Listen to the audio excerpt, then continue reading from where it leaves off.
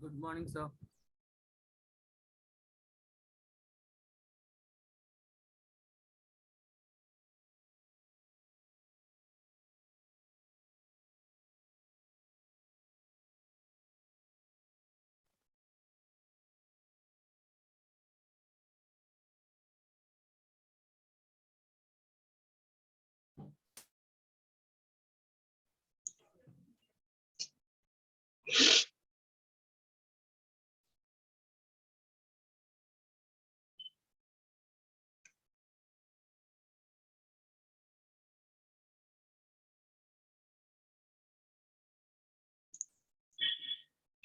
Good morning, everybody.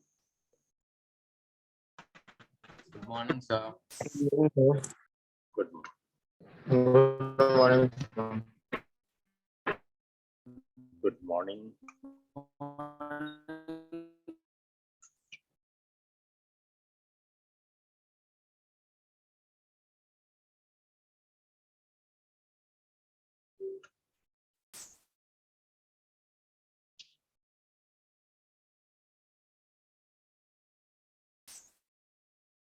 क्या पढ़ रहे थे हम लोग लास्ट क्लास में?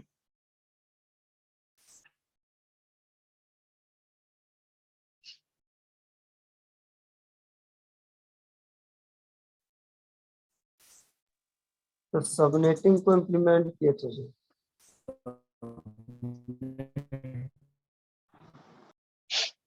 सबनेटिंग तो खत्म हो गया था, रिप वर्जन 2 पढ़ना शुरू कर दिए थे ना हम लोगों ने। यस सर, वही सर।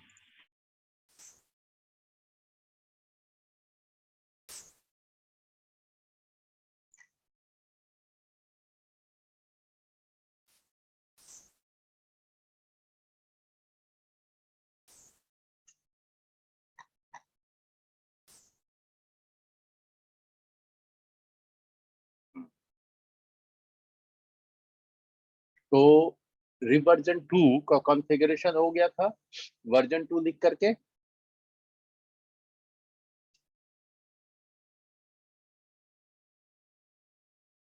Hello, yes sir. उस में मैंने आई थिंक एक क्वेश्चन दिया था आप लोगों को कि जैसे मैंने 20 और 10 का लिया था वैसे ही आपको 50 और 20 का लेना था,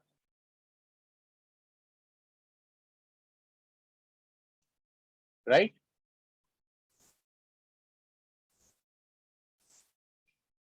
कोई नहीं बोलेंगे? Yes sir.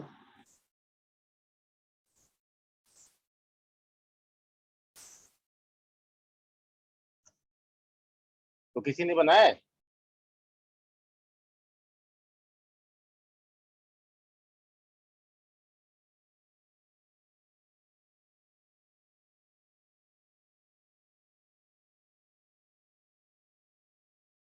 कोई नहीं।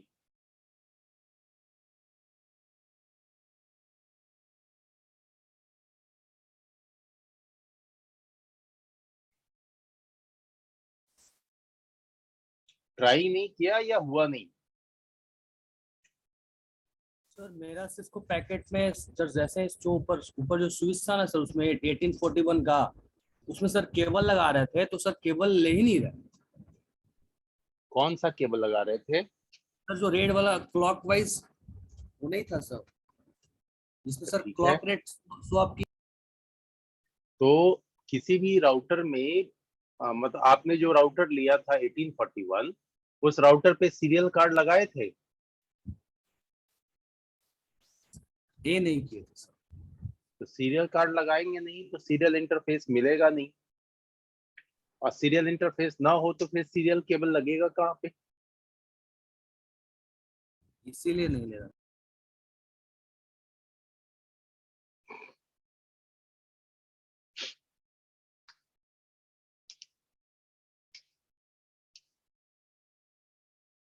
हम्म,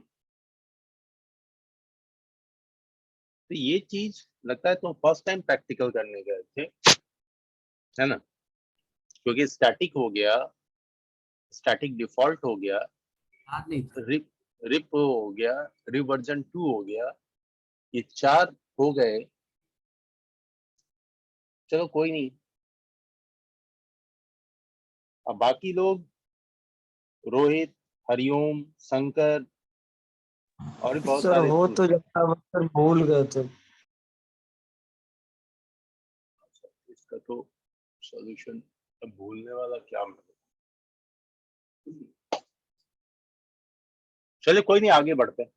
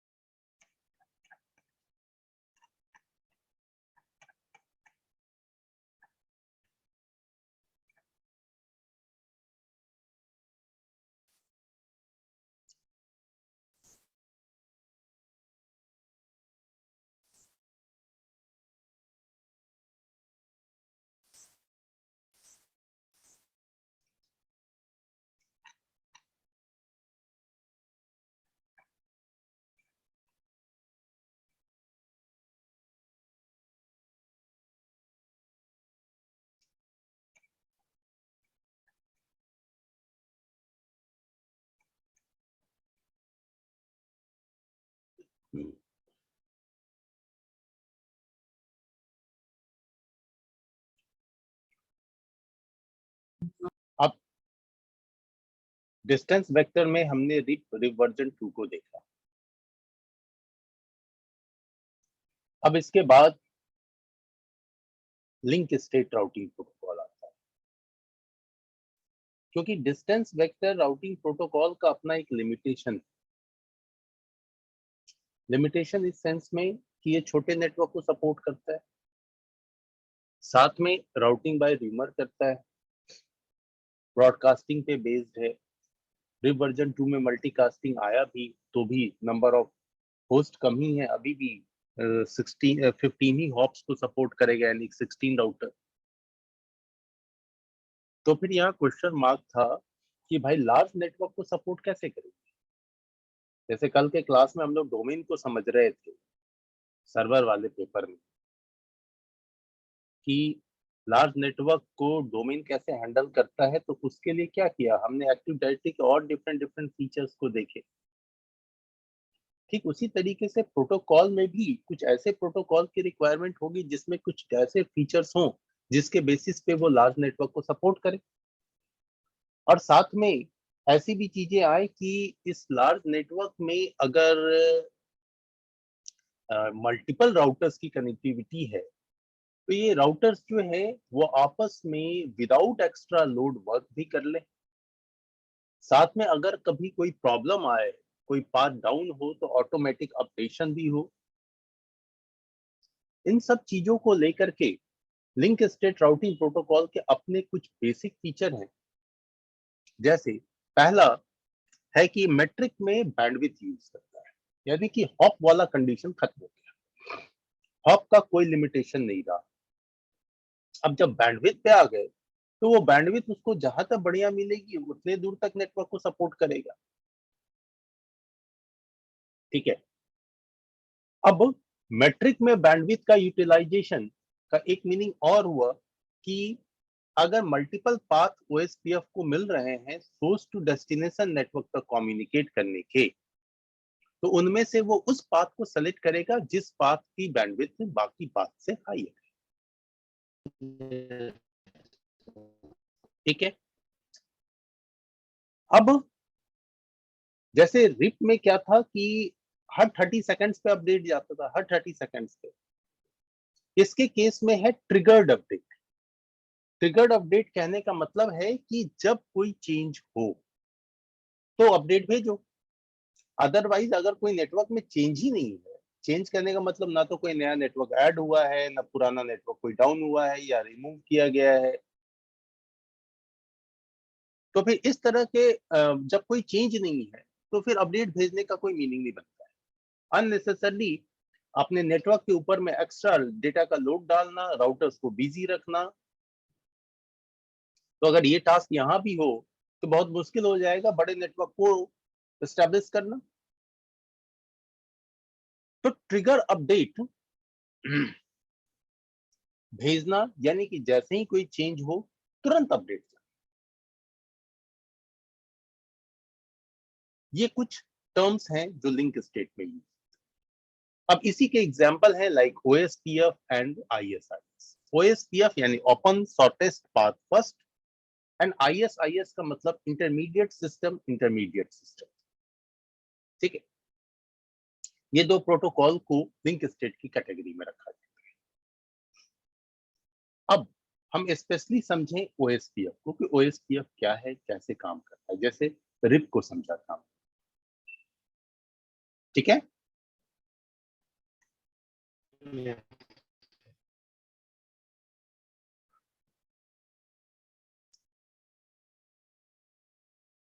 अब OSPF first point link state protocol है। ठीक है, तो लिंक स्टेट है तो इसका मतलब कि ये बैंडविड्थ पे वर्क करेगा। तो थर्ड पॉइंट देखें तो लिखा हुआ है मेट्रिक, क्या यूज करेगा, बैंडविड्थ। साथ में ये एक ओपन स्टैंडर्ड मींस किसी भी वेंडर के राउटर पे यूज हो सकता है, या राउटर जैसा प्रॉपर्टी वाला कोई भी डिवाइस हो उस पे ओएसपीएफ सपोर्टेड होगा। जैसे ये राउटिंग का काम आपका सर्वर भी करता है, हम अपने सर्वर को भी एज अ राउटर कॉन्फ़िगर कर सकते हैं। उसमें भी routing and remote access service होती है, जिसमें राउटिंग की फीचर होता है, और वो वहां पे भी रिप, स्टैटिक और ओएसपीएफ का सपोर्ट है। ऐसे ही डिफरेंट कंपनियों के राउटर को की बात करें, चाहे वो एचपी हो, नॉर्टन हो, डी-लिंक हो, है ना, नोवेल नेटवेयर हो, ये सब जो है ओएसपीएफ को सपोर्ट करे। इसका यही मीनिंग होता है ओपन स्टैंडर्ड। फोर्थ पॉइंट है सपोर्ट्स क्लासलेस राउटिंग। जैसे रिप वर्जन 2 क्लासलेस को सपोर्ट करता था, वैसे ही ये भी क्लासलेस को। क्लासलेस यानी कि वीएलएसएम बेस, छोटे बड़े टुकड़े। यहाँ पे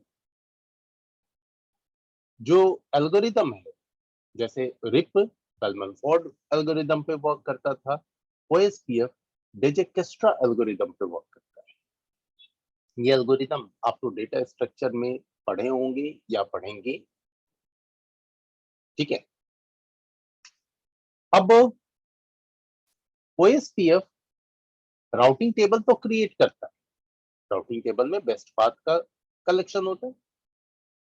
साथ में एक और टेबल क्रिएट करता है, नेबर टेबल, यानी कि एक राउटर से डायरेक्टली कनेक्टेड कौन कौन से राउटर है, या यूं कह लो पड़ोसी राउटर। जैसे हमारे बिहार का पड़ोसी कोलकाता, पश्चिम बंगाल है, यूपी है, नेपाल है, उसी तरीके से क्यों, क्योंकि ये बाउंड्री से जस्ट चिपका हुआ है। तो वैसे ही इस किसी राउटर से जो भी राउटर डायरेक्टली कनेक्टेड होगा वो नेबर राउटर, तो उन नेबर राउटर की आइडेंटिटी ये अपने नेबर टेबल में है। ठीक है, इसको हम लोग चेक भी करेंगे जब कॉन्फ़िगर करेंगे तब, कि नेबर टेबल कैसा है, उसमें किस तरह की एंट्री होती है। ठीक है,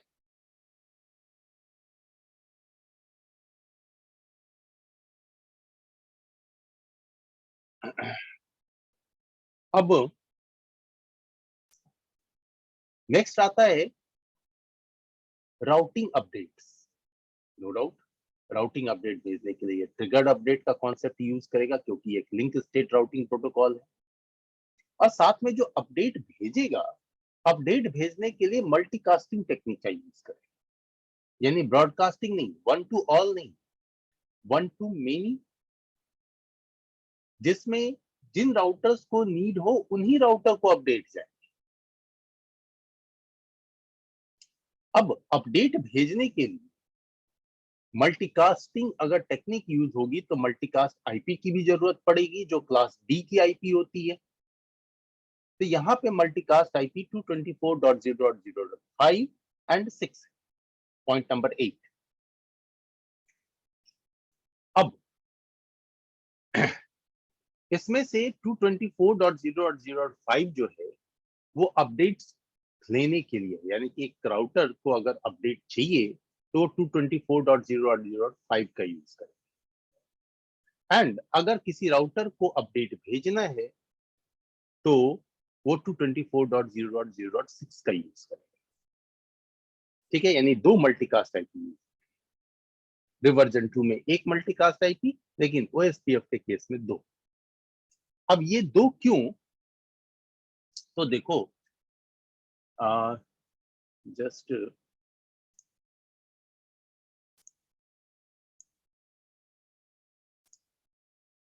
मैं एक व्हाइट स्क्रीन शेयर कर रहा हूं।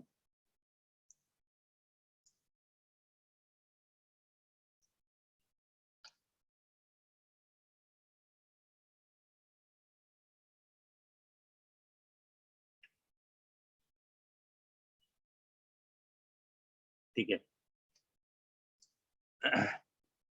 होता क्या है कि अगर मल्टीपल राउटर है, मल्टीपल राउटर कनेक्टेड है,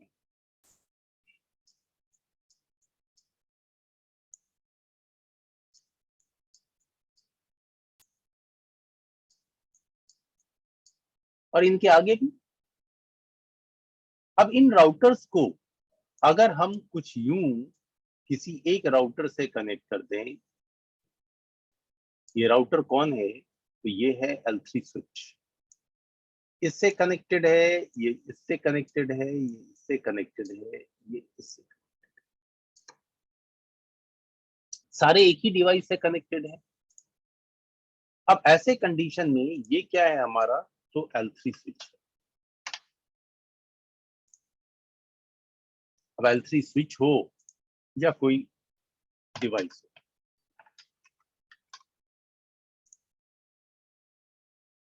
ये राउटर्स हैं। मान लो इस राउटर पे मल्टीपल आईपी एड्रेस कॉन्फ़िगर्ड है। फॉर एग्जांपल यहाँ पे 1.0.0.1 कॉन्फ़िगर्ड है और साथ में 10.0.0.1 भी कॉन्फ़िगर्ड है।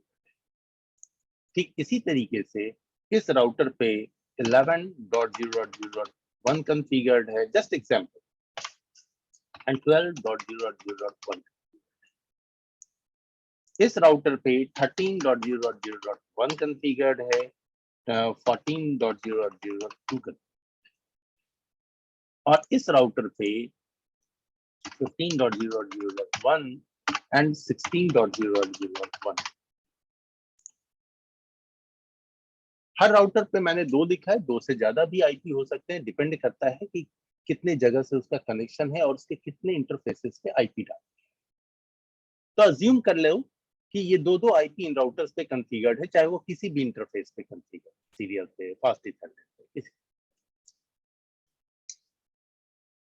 अब जब इस तरीके से दो दो आईपी हैं, तो हर पेयर में अगर चेक करोगे तो देखो मैंने जानबूझ के इंटेंशनली एक एक आईपी को बड़ा रखा है, नंबर वाइज, न्यूमेरिक वैल्यू के हिसाब से। यहाँ पे अगर आप जाएं तो ये आईपी इसमें बड़ी है, ये आईपी इसमें बड़ी है, ये आईपी इसमें बड़ी है, और ये आईपी इसमें बड़ी है। ठीक है, हेलो, यस सर। तो जब इन राउटर्स पे एक एक बड़ी आईपी एड्रेस है, तो जितने भी आईपी एड्रेसेस हैं उनमें से जो सबसे बड़ी दिख रही है आपको नंबर के हिसाब से, ये आईपी हकीकत में बनता है राउटर आईडी।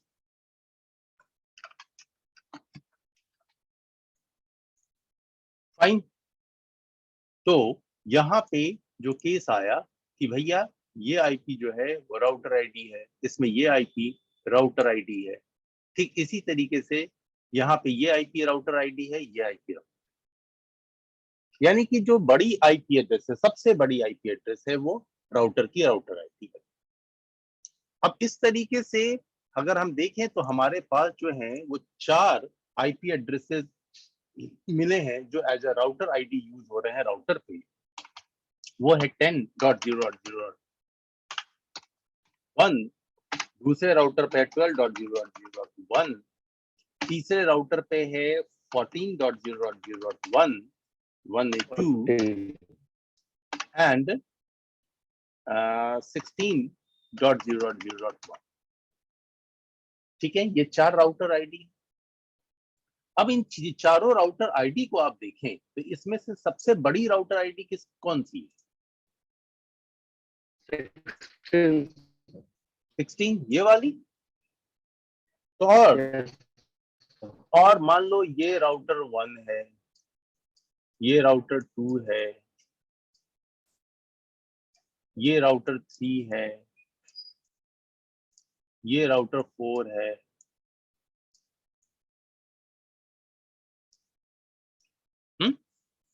1 2 3 4 राउटर है। इसमें से हमारे राउटर 4 का ये है कि भैया राउटर 4 की राउटर आईडी सबसे बड़ी हुई। तो ये राउटर 4 जिसकी राउटर आईडी सबसे बड़ी है, ये कहलाता है डेजिग्नेटेड राउटर।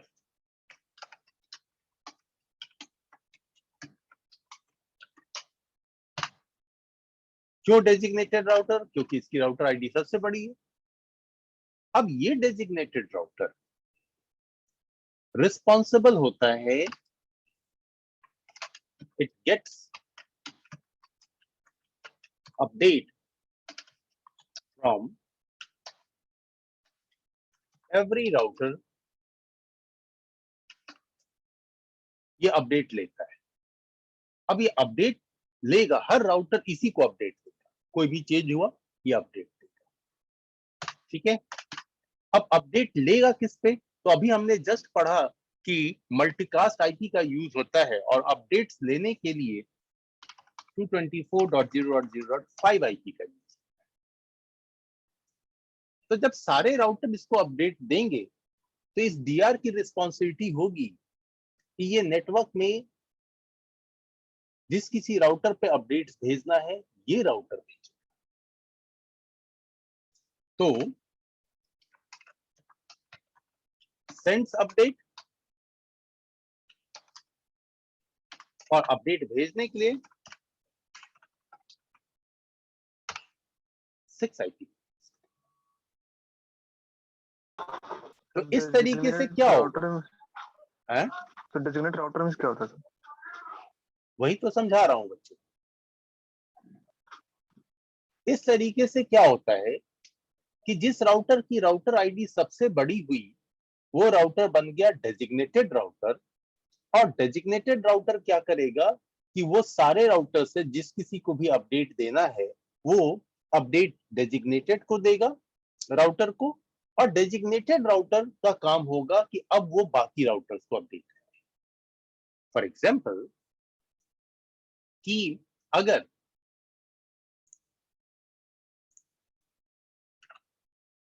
राउटर 1 ने अपडेट दिया, किसको देगा? बट ऑब्वियस है राउटर 4 को। अपडेट आ गया राउटर 1 की तरफ से राउटर 4 को। नाउ राउटर 4 क्या करेगा? राउटर 4 को जरूरत है कि भैया इस अपडेट को भेजो किसके पास? राउटर 2 के पास। ठीक है, अपडेट जाएगा। और किसके पास भेजना है? राउटर 3 के पास। अपडेट भेजेगा ये ऐसा नहीं करेगा कि जो राउटर 1 को भी भेज रहा है, अरे राउटर 1 ने ही तो तुम्हें दिया है। तो यहाँ पे राउटर 2 और 3 को जरूरत थी, राउटर 2 3 को ही अपडेट जाएगा। तो पिछले प्रोटोकॉल में ये टास्क सारे राउटर करते थे, इस केस में एक स्पेसिफिक राउटर कर रहा है। तो बट ऑब्वियस है बाकी सारे राउटर पर से तो लोड कम हो गया। Yes sir. तो इस तरह के कॉन्सेप्ट तो यूज करने पड़ेंगे क्योंकि लार्ज नेटवर्क को सपोर्ट कराना है। तो ये मतलब होता है डीआर। अब यहीं पे बात आती है कि अगर डीआर किसी वजह से फेल हो गया तब क्या होगा? तब तो अपडेट जाना ही बंद हो जाएगा। तो इसलिए इसमें जो आपको सेकंड लार्जेस्ट आईपी एड्रेस दिखाई दे रहा है वो ये है, दिस वन। ये किस पे है? राउटर 3 पे है। तो now router 3 will be known as, ये राउटर 3 को बोलेंगे backup,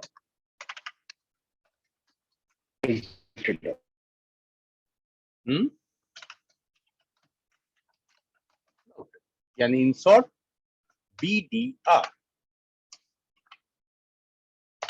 fine, it will do task of DR। किस केस में? if DR is failed। DR is failed। अगर DR फेल होता है तो BDR टास्क परफॉर्म करेगा किसका? DR।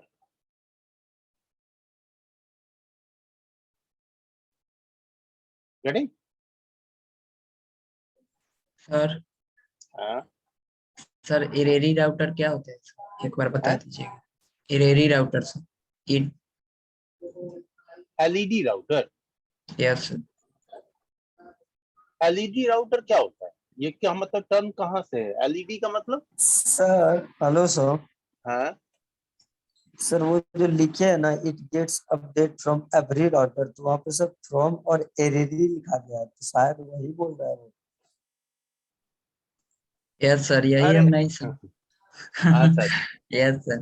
एवरी है। अरे बोलने लिखने के क्रम में एवरी राउटर है। Okay okay.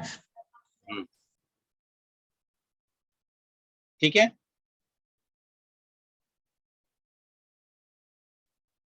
ये कॉन्सेप्ट क्लियर हुआ? Yes sir. Yes sir.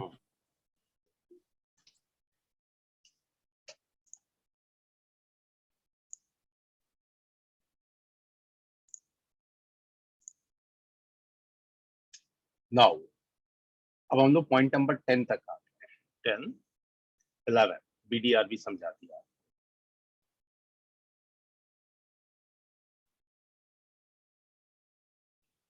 ये वही कॉन्सेप्ट है। अब देखो, एक और कॉन्सेप्ट आता है कि अगर हमारा इसको डायग्राम से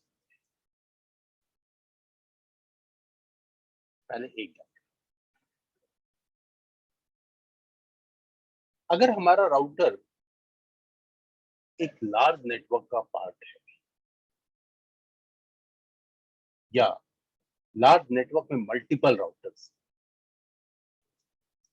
तो राउटर में अपडेट के काम के लिए तो हमने एक DR बना दिया, लेकिन राउटर एटलीस्ट बाकी राउटर से तो कम्युनिकेट करेगा, बाकी राउटर्स पे और भी डिफरेंट इंफॉर्मेशन भेजेगा, नेबर रिलेशनशिप एस्टैब्लिश करेगा, डिफरेंट टाइप के मैसेजेस भेजेगा, जिससे वो एक दूसरे को पहचान सके, एक दूसरे के ऊपर डेटा ट्रांसमिट कर सके। ऐसा करने के लिए OSPF LSA का यूज करता है। LSA का मतलब होता है लिंक स्टेट एडवर्टीजमेंट। और लिंक स्टेट एडवर्टीजमेंट के हेल्प से जब डिफरेंट राउटर्स एक दूसरे से कम्युनिकेट करते हैं, तो ये LSA तो हर राउटर जनरेट करेगा। साथ में नेबर रिलेशनशिप एस्टैब्लिश करने के लिए हेलो प्रोटोकॉल का यूज होता है। तो ये मैसेज भी सारे के ऊपर आएंगे। तो मैसेज ऐसे तो लग रहा है कि चलो ठीक है, जाना भी चाहिए, लेकिन जब बहुत बड़े नेटवर्क में आते हैं तो ये सब चीजें, ये सारी एक्टिविटी एक्स्ट्रा एक्टिविटी हो जाती है। तो 2-4 राउटर का ग्रुप हो तब तो मान लेंगे चलो ठीक है, इसने इसको भेज दिया, इसने इसको भेज दिया, लेकिन जहां पे थाउजेंड्स ऑफ राउटर कनेक्टिविटी की बात है, तो वहां पे ये फिर एक प्रॉब्लम हो जाए। अननेसेसरली जो आपका लिंक है, उसकी जो बैंडविड्थ है, वो यूटिलाइज होगी।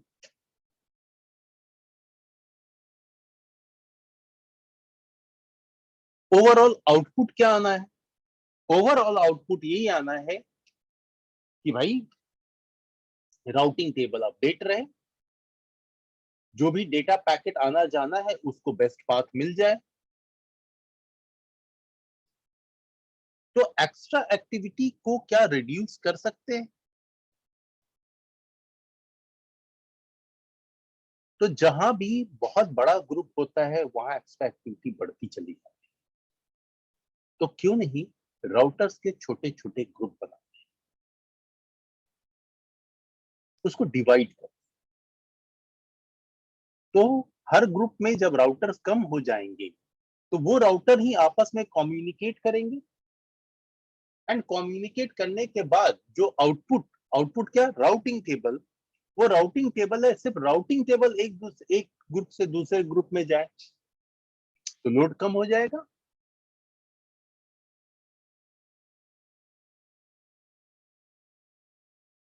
जैसे ही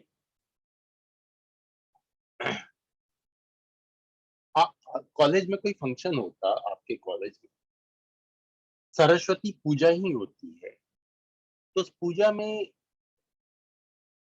हर बैच से, हर क्लास से जो क्लास का सीआर होता या और भी सीआर अपने साथ टीम में एक दो बंदे रखता है, तो हर क्लास से मान लो सीआर को रिप्रेजेंटेटिव, क्लास रिप्रेजेंटेटिव है ही वो जो भी फंक्शन डिसाइड होता है उसके अकॉर्डिंग वो अपने अपने क्लास से बात करता है।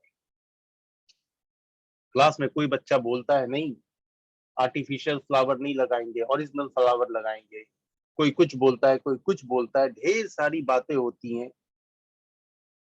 फाइनली उसको जो टास्क दिया गया है उस टास्क का एक सर्टेन आउटपुट आता है पूरे क्लास से डिस्कस करने के बाद। इस तरीके से हर क्लास का बच्चा जो है वो आपस में सीआर के साथ डिस्कस करेगा। डिस्कशन में बहुत निगेटिव, बहुत पॉजिटिव, ढेर सारी बातें होंगी, जोर शराबा, ये वो, मस्ती, जो भी। लेकिन फाइनली सारे क्लास के जब सीआर मिल के बात करेंगे तो अपने अपने क्लास का जो डिस्कशन के बाद जो आउटपुट आया उस आउटपुट पे बात होगी। अगर इसी टास्क को कह दिया जाता कि नहीं ठीक है फाइन, आप सारे लोग हॉल में इकट्ठा होइए पूरे कॉलेज के बच्चे और आपस में डिसाइड कीजिए, तब क्या होता? मे भी डिसीजन निकलने में पूरा दिन हो जाता या अगले दिन फिर मीटिंग। होता ही नहीं कभी है सर, होता ही लगभग ऐसा होता कि होता ही नहीं। अच्छा ठीक, हाँ होता ही नहीं, ऐसा भी सीन हो सकता था। चलो मान लिया हो गया, लेकिन बहुत ज्यादा एक्स्ट्रा लोड हुआ, ढेर सारे डिस्कशन, अरे मेन मुद्दे पे बात ही नहीं हो रही है, कभी कभी हो रही है, कुछ समझ में ही नहीं आ रहा है क्या चल रहा है, सबके सर में दर्द, यानी कि सबके ऊपर एक्स्ट्रा लोड, ओवर प्रोसेसिंग करना पड़ रहा है, ओवरऑल वर्क में डिले। अब इसी टास्क को जब हम सीआर बेस्ड कर दिए तो फट से हो गया। ठीक क्यों नहीं ऐसा ही हम ओएसपीएफ के नेटवर्क में करें? तो राउटर की ग्रुपिंग की जाती और उस ग्रुप में ढेर सारे डिस्कशन, यानी ट्रांसमिशन के बाद में राउटिंग टेबल अपडेट हो जाता है और एक ग्रुप दूसरे ग्रुप को वो जो आउटपुट आया, यानी जो राउटिंग टेबल है, सिर्फ राउटिंग टेबल का मैसेज भेजता है कि मेरे नेटवर्क में ये राउटिंग टेबल है, ये मैंने तुम्हें भेज दिया, तुम अपने आप को अपडेट कर लो। अगले ग्रुप ने भी पहले ग्रुप को भेज दिया कि मेरे पास ये आउटपुट आया, तुम अपने आप को अपडेट करो। फाइनली फटाफट routing table updated, link established, data transmission start. तो यहाँ पे ओएसपीएफ बेस्ड नेटवर्क में इस ग्रुपिंग के लिए एरिया टर्म का यूज होता है, एरिया। ठीक है, अब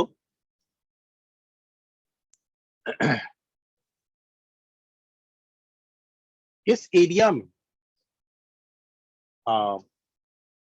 एरिया 0 से लेकर के 4.2 मिलियन तक वैल्यूज होती है। इतने वैल्यूज हैं कि OSPF world wide network handle कर सकता है।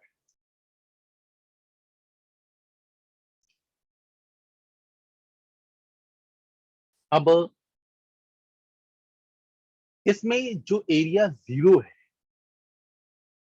वो mostly as a backbone area consider होता है, यानी कि जहां से नेटवर्क का ओरिजिन है वो एरिया 0 बनता है। तो एरिया 0 को बैकबोन एरिया कहते हैं। एंड उसके आगे डिफरेंट वैल्यू से एरिया बनाई जाती है, एरिया 1, एरिया 2, एरिया 3, एरिया 4। जैसे ये फर्स्ट डायग्राम है, इस डायग्राम में अगर आप देखें तो यहां से लेकर के यहां तक का जो नेटवर्क है, छोटा सा एग्जांपल है, ये किस में है? सारी जगह A0 लिखा हुआ है, एरिया 0। और जस्ट यहीं पे दूसरा पार्ट, दूसरा ग्रुप जो है वो है एरिया 1।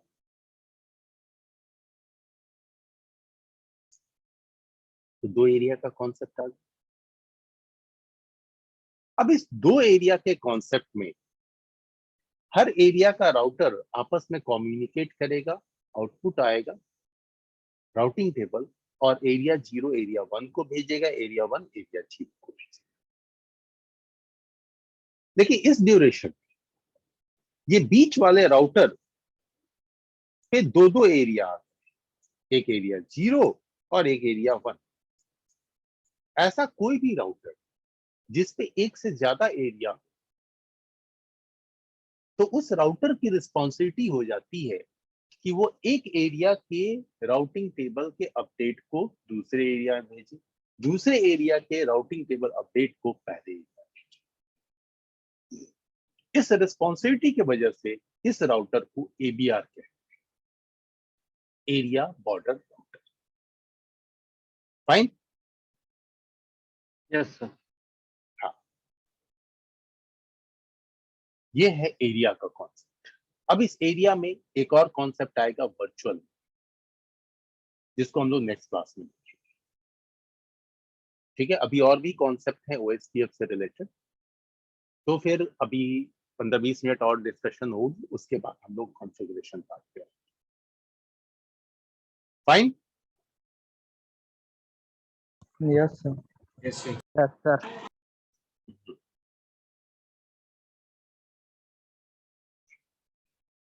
स्टॉप करूं? Yes sir. Yes sir.